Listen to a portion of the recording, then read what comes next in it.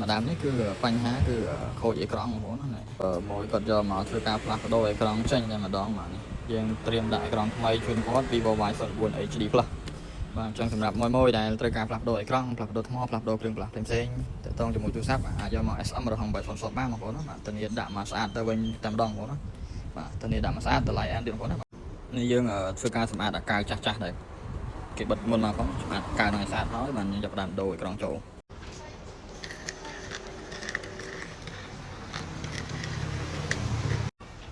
នេះក្រង់ថ្មីប្រអប់ដែលយើងត្រូវបដូរY04 ប៊ូសិនីនឹងគុណភាពដល់អែមហ្មងណានេះ